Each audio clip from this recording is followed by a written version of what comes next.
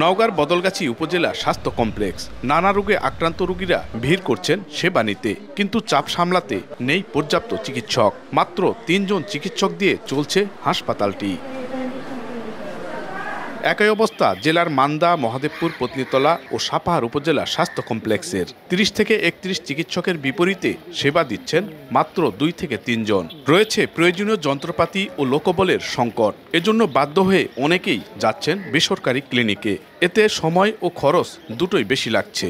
এমার্জেন্সিতে একটা ডাক্তার, এখানে ওয়ার্ডে কোনো ডাক্তার নেই। খালি দুটো বড়ি দিয়ে গেছে আর স্যালাইন দেওয়ার পর থেকে আর কোনো খোঁজই নেই। ওষুধ বড়ি এলা যদি না পাওয়া যায় মানে লোকজন তো চলে যাবে। মোটে এখন ৬ জন চিকিৎসক আমরা সেবা দিচ্ছি, এমার্জেন্সি, ইনডোর, আউটডোর সবকিছু মিলে।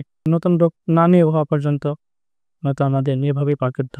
সংকট নিরসনে সংশ্লিষ্ট মন্ত্রণালয়কে জানানো হয়েছে বললেন সিভিল সার্জন। অতি শীঘ্রই এই জেলায় মেডিকেল অফিসারের পদায়ন করবেন।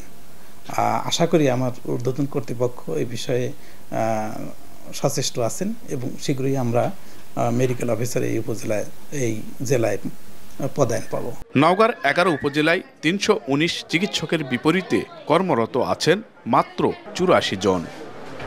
এমআর রকি, সময় সংবাদ, নওগাঁ।